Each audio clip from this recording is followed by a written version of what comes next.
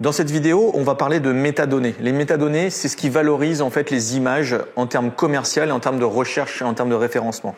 Si vos métadonnées sur vos images sont incorrectes ou incomplètes, malheureusement, en fait, on ne pourra pas facilement les retrouver ou même les identifier comme étant les vôtres. Donc, c'est un point absolument essentiel de la valorisation des images. Et Nikon est très avancé sur ce domaine car on peut intégrer en fait des IPTC directement dans les images à la prise de vue. Sur le Z9 particulièrement, les données GPS sont aussi intégrables dans le fichier, ainsi que les copyrights et les légendes. Donc en fait, la panoplie des métadonnées sont toutes disponibles dans le boîtier, au-delà évidemment des EXIF qui sont automatiquement enregistrés par le boîtier au moment de chaque prise de vue. Donc en fait, on va rentrer dans les détails de chacun de ces réglages qui sont vraiment essentiels à la valorisation de vos images. Donc on va commencer, en fait, on va aller directement dans le menu configuration. Donc c'est la petite clé à molette que vous trouvez ici dans les différents menus. Et je suis directement allé sur les IPTC ici. On va d'abord monter sur le copyright parce que c'est probablement le plus simple, mais le plus essentiel à avoir systématiquement sur vos images. Ici, je vais aller forcément indiquer le nom du photographe, en l'occurrence, je vais mettre mon nom et vous voyez en fait qu'avec le Z9 et aussi avec l'inclinaison ici de l'écran, je peux facilement saisir mon nom. Je vais mettre simplement, pour ceux qui me connaissent, Ludo Dréan. Voilà, je mets mon nom. C'est vraiment pratique en termes d'ergonomie. Voilà. Et le copyright serait, si vous avez un nom de photographe et un nom d'entreprise, par exemple, vous pouvez mettre ce que vous voulez. En l'occurrence, moi, je n'en ai pas directement. Je vais pouvoir mettre, par exemple, Dréan. Image. Vous voyez que c'est extrêmement simple en termes d'ergonomie. Hop. Je fais une petite erreur et je corrige. Ici, voilà, ce bouton, peut-être c'est le bouton le plus clé quand on prend son boîtier en main, on l'affecte à sa personne, à sa propre personne, en activant ici les données de copyright. S'il y avait une seule chose à se rappeler, c'est au moins ça, c'est qu'on puisse vous attribuer les images à vous.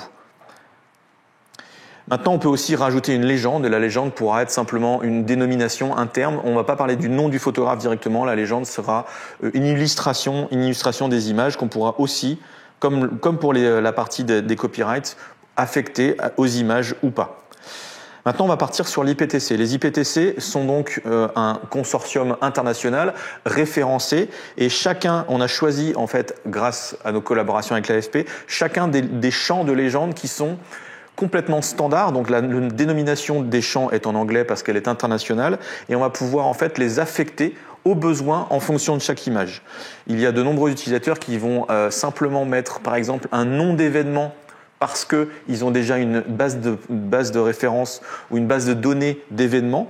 Mais là, ici, en fait, moi, j'ai commencé à créer mes différents événements et j'ai créé, ce que je vous conseille d'ailleurs, un IPTC de base que j'ai appelé facilement base et qui va me permettre, en fait, de, ici, éditer les informations que j'aurai pour tous les événements auxquels je vais participer.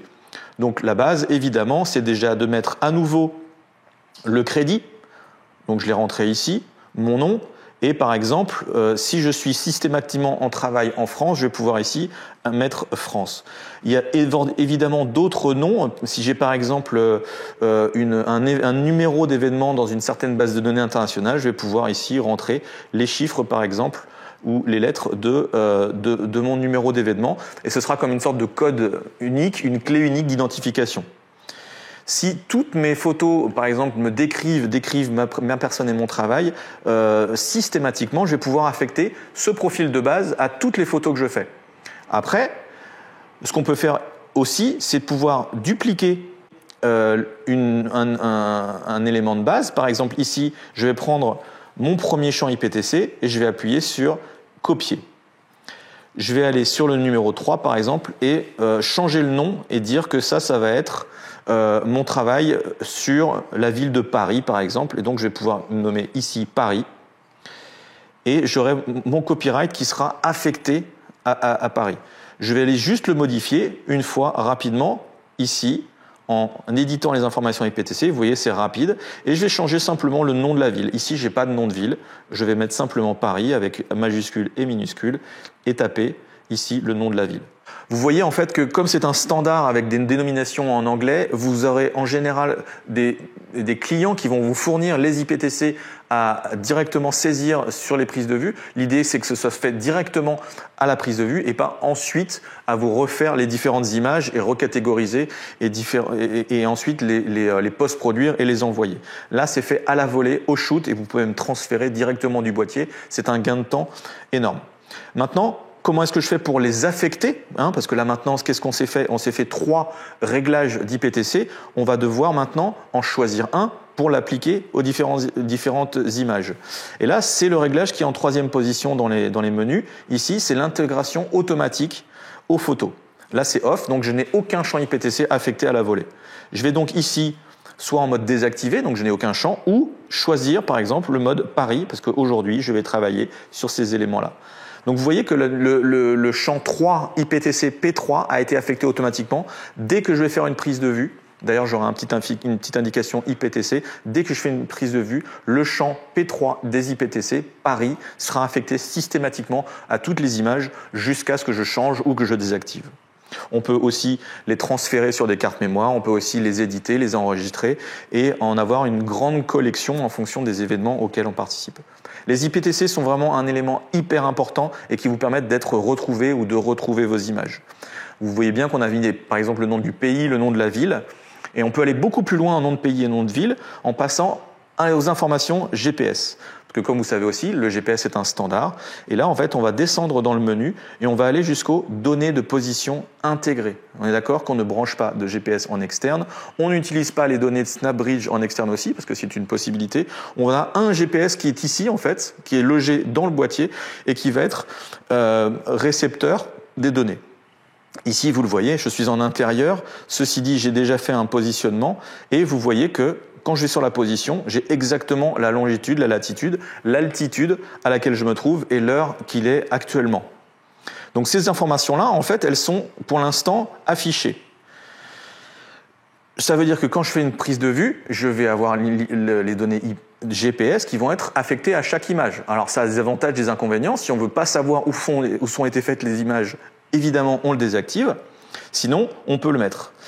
Un dernier élément à voir vraiment dans la partie GPS qui est essentiel, c'est ici, créer un journal. On peut aussi, indépendamment des prises de vue, parce qu'on a envie de connaître un trajet qu'on aura pu faire dans un environnement sauvage, en montagne ou peu importe, en fait en ville. À partir du moment où on a fait l'acquisition des données de GPS, on peut créer un journal et à ce moment-là, on va donner une intervalle de prise de mesure. Toutes les minutes, une donnée GPS va être enregistrée. Si on n'a pas de réception, ce sera la précédente donnée GPS qui sera enregistrée et on peut le faire pendant une durée de 6 à 24 heures et on va choisir effectivement de faire ce journal. On peut l'arrêter à tout moment, mais ceci dit, ici, si je commence à enregistrer mes données de position, je l'active et vous voyez qu'il y a un enregistrement en cours. Chaque minute qui passera, j'aurai un track en fait qui va être fait de mon parcours et qui pourra ensuite me permettre de retrouver l'endroit où je suis passé, les différents endroits et on historise en fait ces images.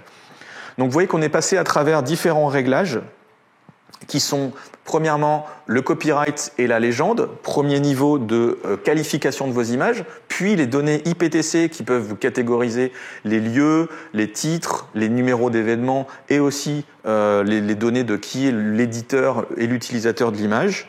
Et enfin, les données de position pour préciser encore plus finalement où ont été faites les images. Et là, ça va vous donner un niveau de qualification de vos images tout intégré dans le boîtier.